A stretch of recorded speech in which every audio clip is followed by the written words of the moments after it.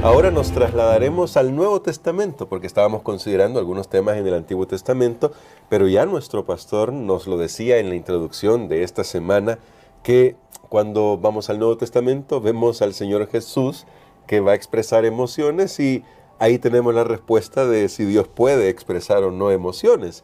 Y esto es muy lindo. Hoy vamos a hablar sobre la compasión de Jesús. Vamos a orar pidiendo la dirección de nuestro Dios. Padre Santo, gracias te damos porque en Jesús está la máxima revelación de quien tú eres. Y eso nos alienta porque nos podemos relacionar contigo de una manera muy concreta. Porque ahora podemos ver en Jesús la realidad de tu relación con nosotros. Por favor, ayúdanos a escuchar tu palabra con atención. Lo pedimos en el nombre de Jesús. Amén. Para este día, pastor, cuando vamos al Nuevo Testamento, claramente la figura central de toda la Biblia, pero en el Nuevo Testamento tenemos a nuestro Señor Jesucristo.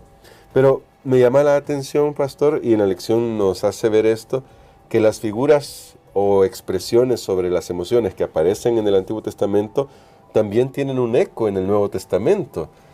Y lo que resulta muy importante es que esas figuras o esas palabras ahora tienen un eco en la persona del Señor Jesús. ¿Por qué es importante para nosotros cuando hablamos de las emociones y ahora de la persona del Señor Jesucristo, pensar en cómo ahora Dios se nos revela de una manera tangible que en un periodo de la historia pudo ser eso, puede ser tangible, se pudo tocar, se pudo ver?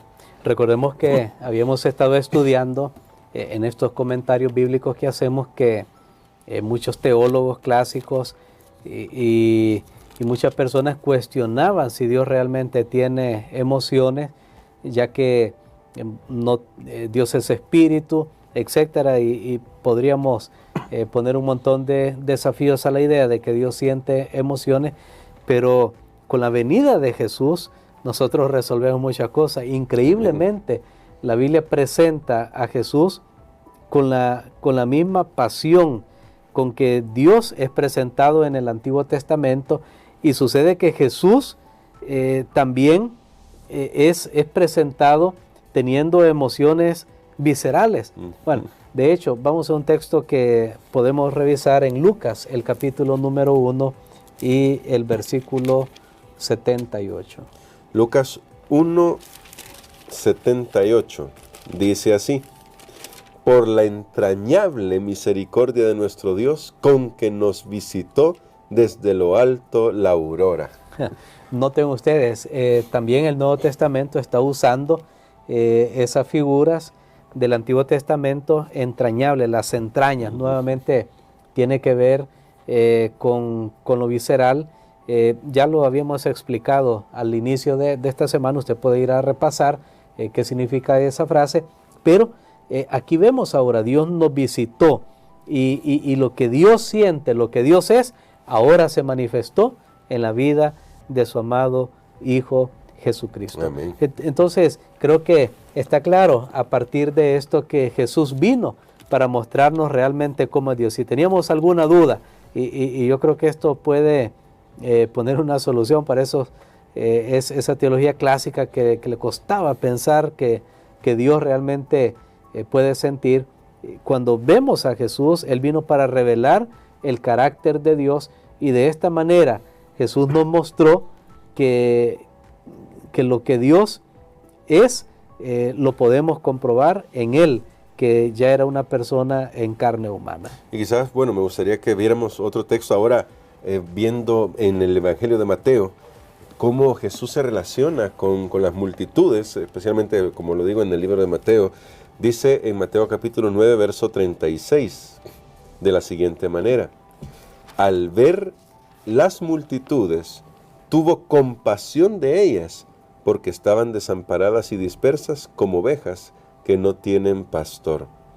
Aquí vemos al Señor Jesús con esta frase, compasión. Siempre hay que recordar que aunque el Señor Jesús se hizo un ser humano, la forma en que expresa sus emociones es distante de la nuestra, ¿verdad? Pero, pastor, ¿qué está haciendo Jesús? Jesús no solamente expresa una emoción, luego hace algo con ella. Bueno, y sabe que esto está a tono con lo que nuevamente hemos estado estudiando esta semana, porque dice, Jesús sintió compasión, o sea, él vio la necesidad y entonces él actuó para satisfacer esa necesidad, que es un concepto que tenemos con el verbo hebreo raham, que era una compasión, pero que este verbo, eso no lo habíamos expresado en las lecciones anteriores, pero lo voy a decir hoy, es una palabra que está implicando sentimientos, pero que llevan a la acción. O sea, no solo es de, bueno, yo siento, ¿verdad? Voy a declarar aquí algo. Podemos ver una persona que está en la calle y siento lástima, pero no hago nada por esa persona. Claro. Y sabe que la televisión ha contribuido mucho, bueno, la televisión antes, ahora ya tenemos las pantallas ya en teléfono, etcétera, diferentes dispositivos, ha contribuido como, sí, a sentir, pero no actuar. Porque, por ejemplo, alguien estaba viendo en la televisión, ¿verdad? Están persiguiendo a una persona y quieren asaltar a la persona y ahí en la película va, y entonces el público está atento viendo ahí que van a asaltar, pero usted no puede hacer nada, no puede entrar a la pantalla y ayudar a esa persona. Entonces, de hecho, se han hecho, bueno, antes que se hablaba bastante de los efectos de la televisión, se hacían estudios para mostrar cómo las personas ahora simplemente sienten. Es lo que ahora se pone como el que graba.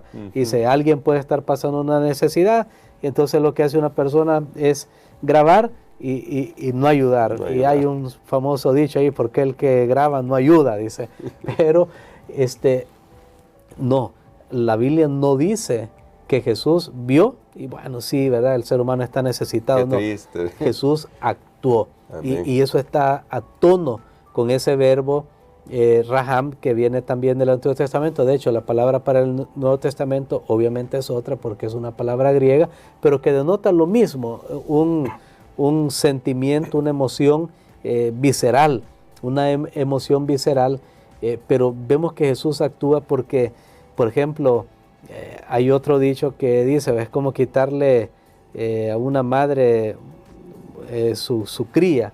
O sea, alguien ha visto, por ejemplo, aún entre los animales, ¿verdad? No. Es una hembra ahí entre los animales, quiere quitarle ahí a su cría. Ahí se va a enfrentar, pues, como quitarle a una osa, dice, a su cría, o a una leona. Es algo que usted no va a poder hacerlo si no tuviera otras herramientas, pues, sin incurrir en una fatalidad. Pero precisamente la Biblia habla así, Dios siente compasión, Dios realmente siente lo que nosotros sentimos, pero entonces eso lo lleva, lo mueve a actuar en nuestro rescate. Y ahora eso me lleva a la otra figura, aparece también en Mateo, esa la vamos a comentar así rápidamente. En Mateo 23, el Señor Jesús llora sobre Jerusalén.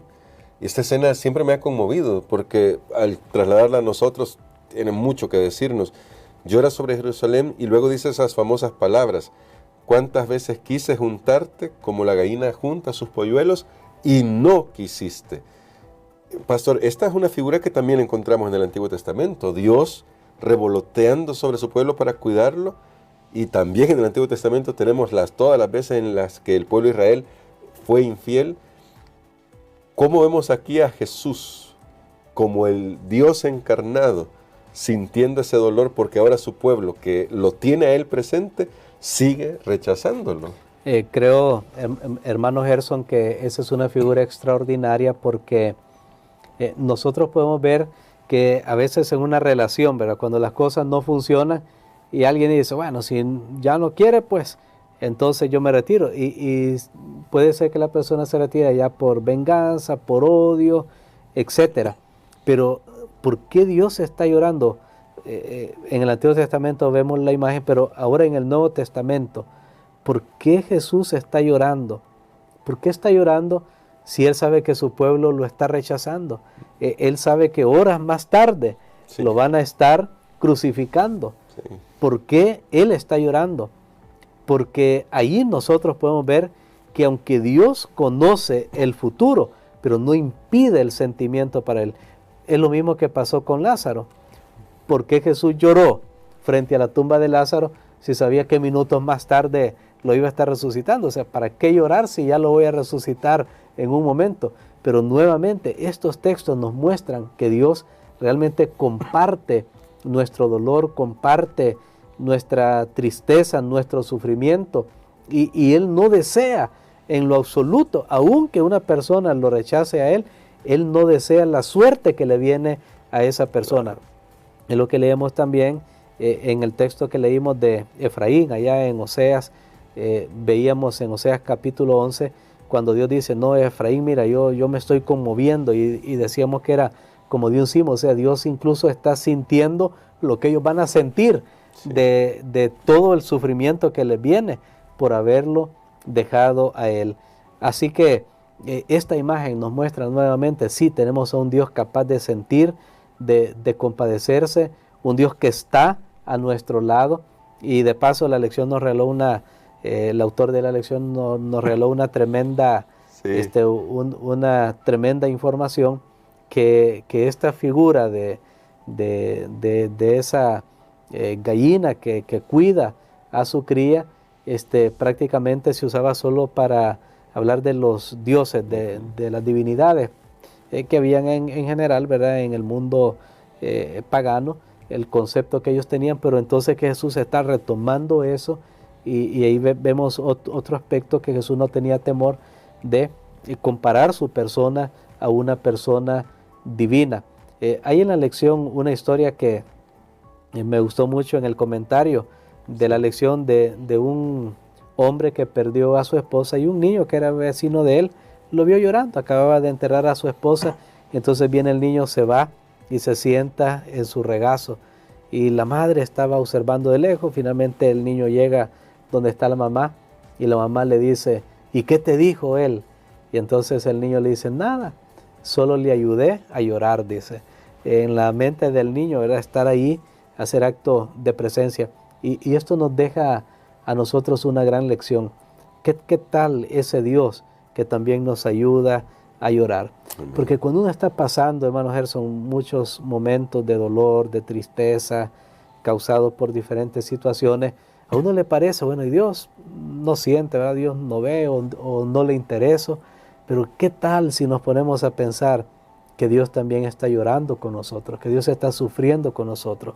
De hecho, para mí es una de las imágenes más extraordinarias en momentos de prueba y de dolor, tanto para mi vida como para otras personas, que yo le puedo recomendar, es que piense que no está sufriendo solo. No es solo que Dios lo está ahí acompañando, sino que Él también está sintiendo esas emociones que nosotros sentimos. Amén. Y pastor, para finalizar nuestra reflexión, porque yendo en esa dirección, ¿qué papel jugamos aquellos que tomamos el nombre de Dios para ayudarle a sentir a estas personas que están sufriendo, que Dios también está sufriendo con ellos? Jesús actuó, como usted nos lo decía, su sentir no era solo siento lástima, pero hay que vean cómo hacen, sino que actuó. ¿Qué llamado tenemos nosotros para actuar en favor de otros y representar a nuestro Dios ante esas personas? La parábola del buen samaritano, que ha sido llamada del buen samaritano, nos muestra eso, el que sí ayudó, el que sí vio y se compadeció, y entonces ayudó. Ese era el samaritano.